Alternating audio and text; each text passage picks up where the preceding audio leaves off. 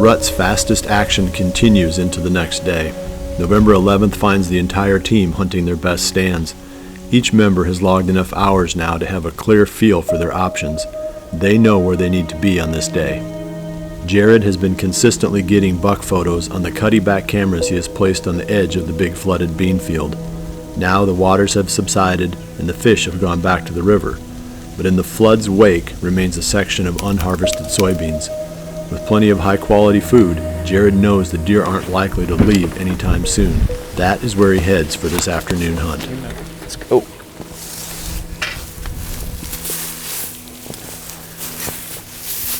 You can see check out our tree from here. The only one with cover over there.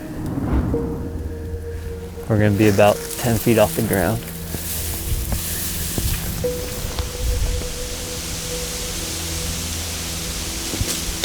It's November 11th. Happy Veterans Day, and thank you to all those who have served and are serving. We appreciate you. Brad and I are set up on a farm that we hunted one time so far this year. If you remember, it was a farm that had a big flooded bean field. Well, they finally got in here and combined all these beans except for a couple small sections right here that are left standing.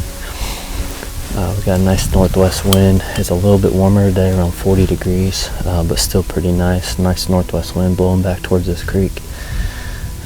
There were a couple solid bucks on trail camera here last, but I know there's got to be some more better ones around. So we're just kind of trying a new spot and hoping. We'll see. We're getting to that point where hopefully even new bucks are traveling in here too. So not giving up hope on this place. I think it has potential. So we should be able to see a lot. A lot of the cover has disappeared, and hopefully we can call something within bow range.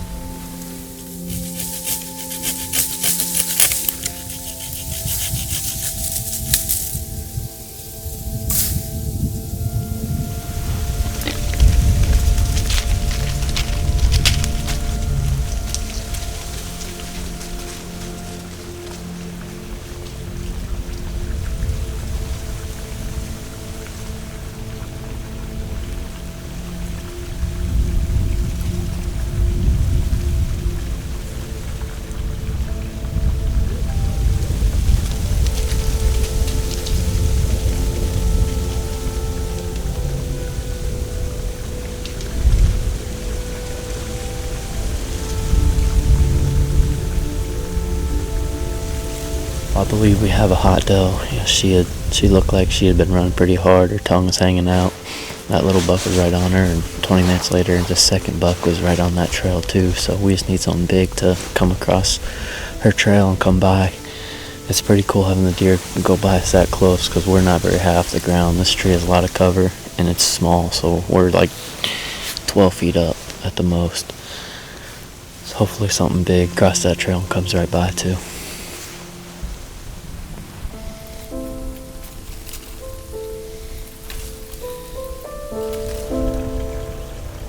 As Jared waits for a mature buck to show up, Owen Reigler is hidden in the back of a blind 60 miles to the southwest, hoping to encounter the buck he calls Uno.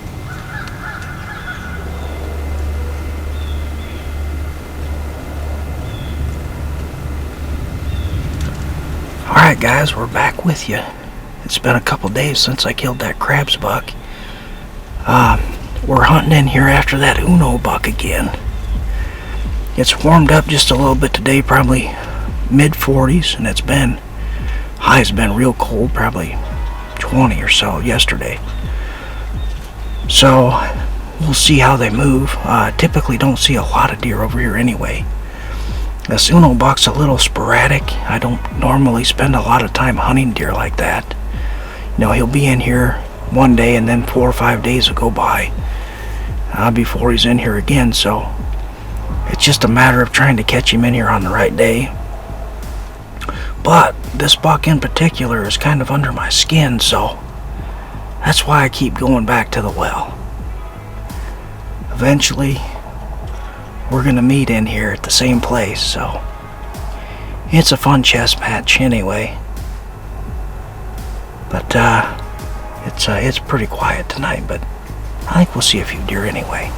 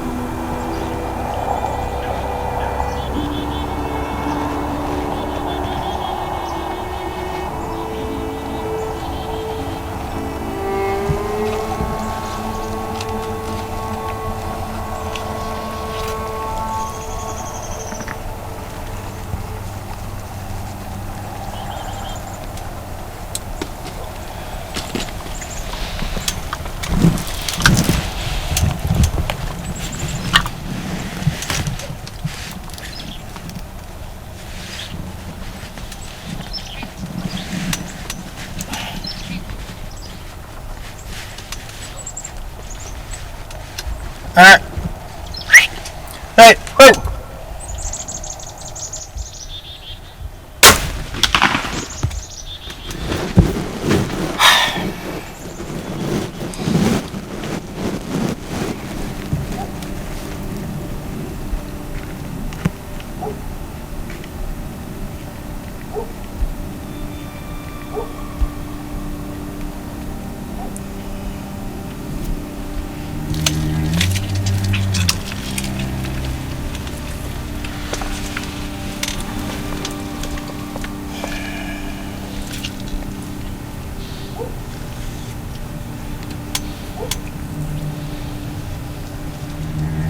Well, there he goes. He just walked off into the little timber there, so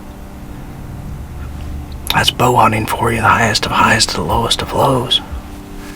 I still am not sure what I did. I had the pin right where I wanted it. I mean, I took all day aiming at him. I was having some trouble. I had my arm into the blind here. I was having some trouble getting situated just right. It took me a little bit, but I felt like the pin was right where I wanted it. I shot him for 30. Unless he was just way closer. 21. No wonder. Wow. That's all part of it, but gonna take me a couple days to shake that one off.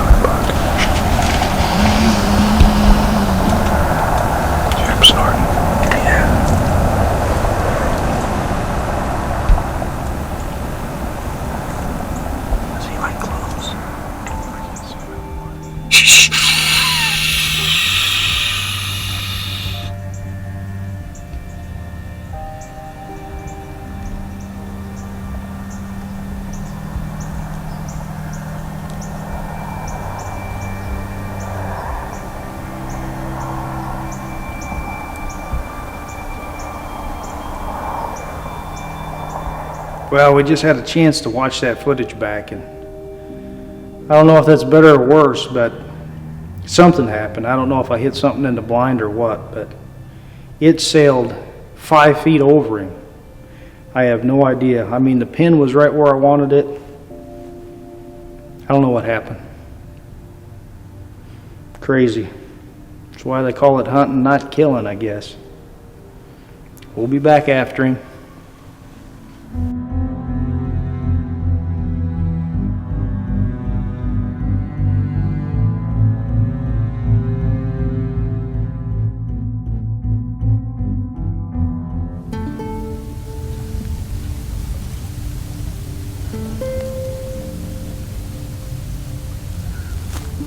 another one coming out behind her. She's got a weird white spot on her. She's got white feet.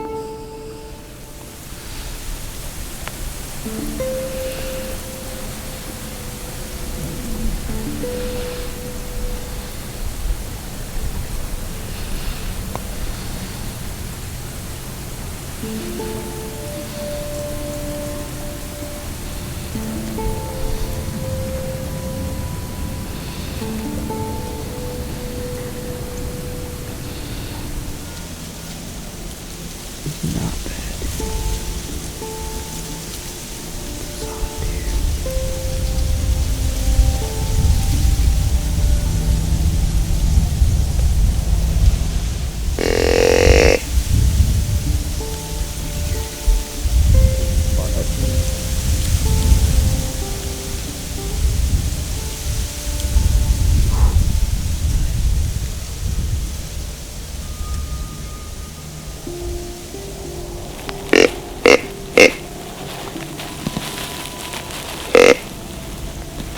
Looking.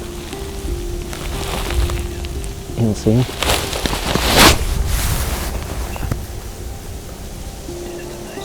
That's pretty good. I'll try to rattle it. I can't tell if he was hearing my grunts or not.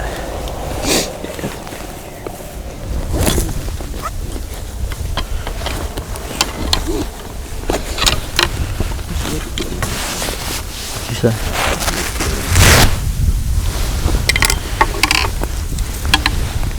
You ready?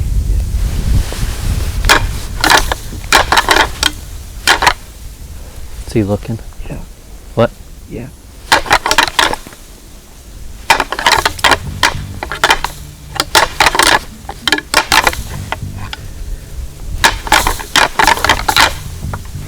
He's coming.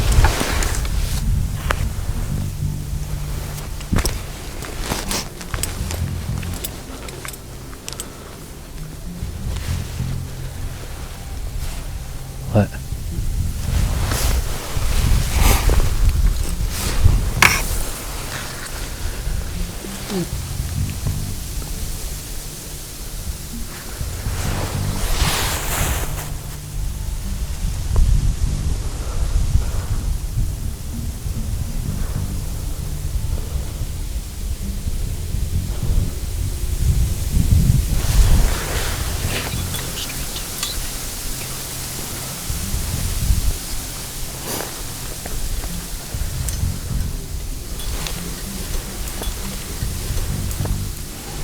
Just don't want to go out too far up there.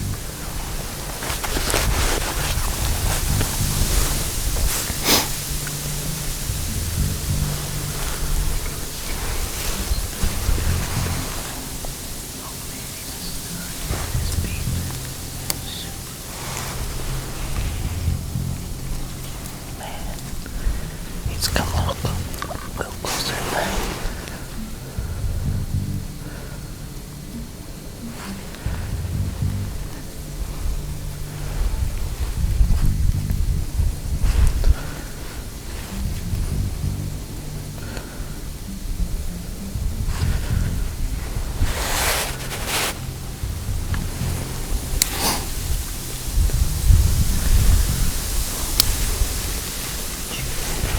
You want him good?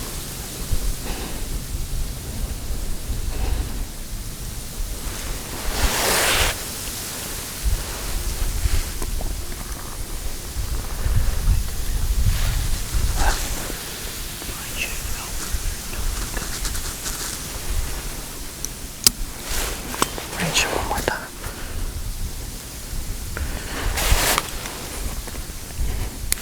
You ready? You good? What? Wait, right there. I can't hear you. Right there. Yes. Alright.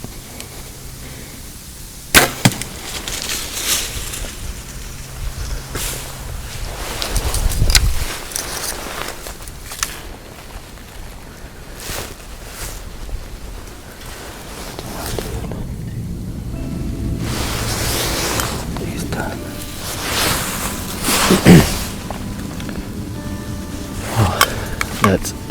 perfect example of how fast your season can change.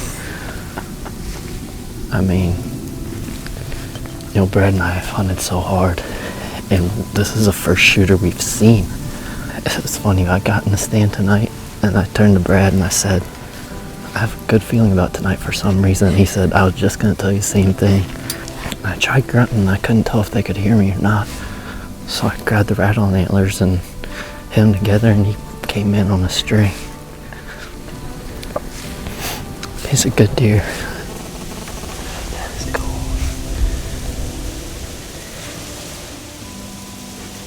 Alright, we went back to the truck, got some things, and staying right over the arrow right now. So I'm gonna grab that, and then you guys saw him die out in the field. So I'm excited to get out and take a look at him. There we go. That's a big old body. Look at that thing. Look at those beams. Man, that's awesome. Well, here he is. He's an awesome deer. Even better in person. He's got cool character, super long beams, good mass. Just a beautiful mature buck. And the hunt is really what made this special. I mentioned the tree, but Brad and I have been hunting so hard, and it was a challenging year for me, having moved and lost permission on farms, and having to start over, and then the flooding and all that. It had a lot of things working against us. Things I said in the tree, but things can change on a dime, especially this time of year.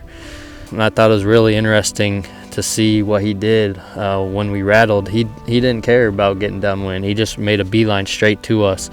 He didn't try to circle, didn't try to do anything. So it's just an example of what some of these bucks can mess up during the rut, and just kind of throw caution to the wind.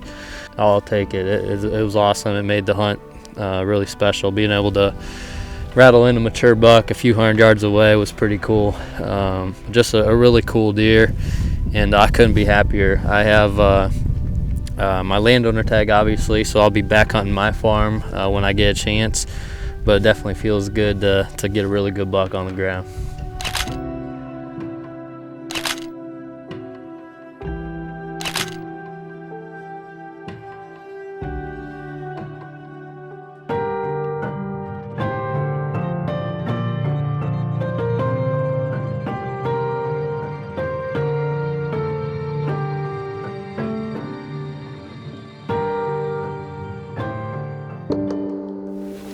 That same evening, 50 miles to the east, I am once again preparing to hunt the redneck trailer blind on the hill overlooking the small cornfield where I spotted my target buck, the Big 7, the previous evening.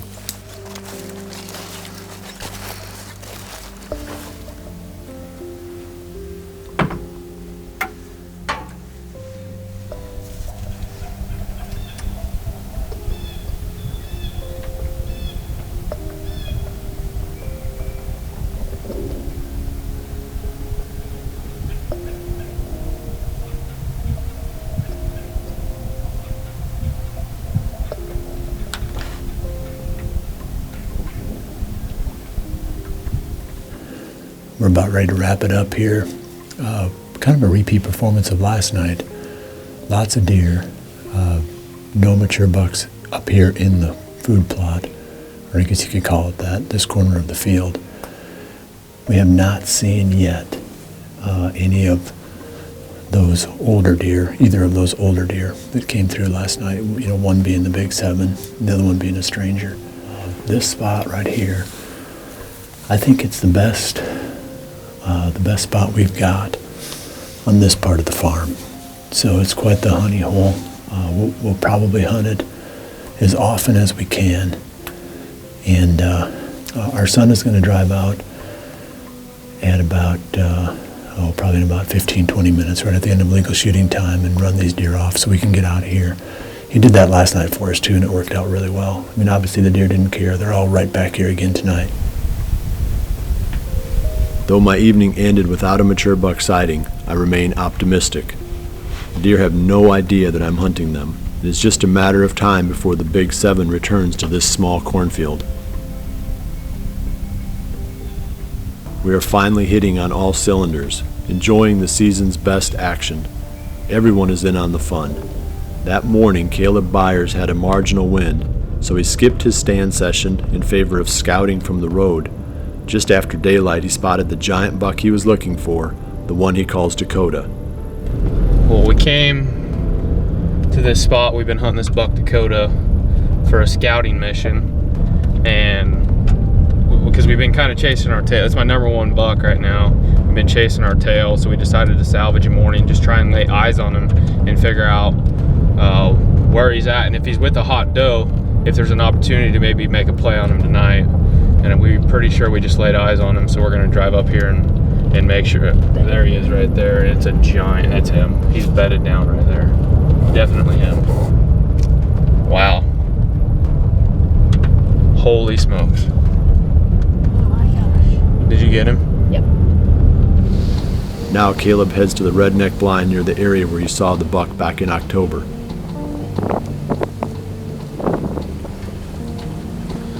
I don't know what you call this sit. It's more or less probably going to be an observation sit, but with the potential that a miracle could happen, I guess you could say. He came off the very edge of the property that we're hunting, right by some houses, and went up onto the neighbors. So it's only a half mile away, but we're not expecting that they're going to make it here before dark. We have the best food right here, so I mean, that's the only thing we can hope for, is that she's going to get up and want to come eat in this bean field.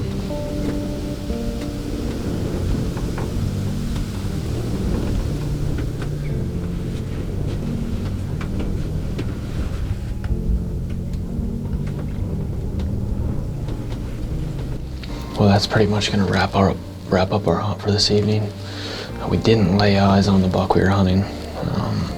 It's a little frustrating hunting one deer in a farm that's completely wide open, but you can't kill him if you don't hunt him. So they're gonna go where they go, and she could just as easily bring him by the stand in the morning. So I think we'll give it a shot. So we'll see you in the tree in the morning.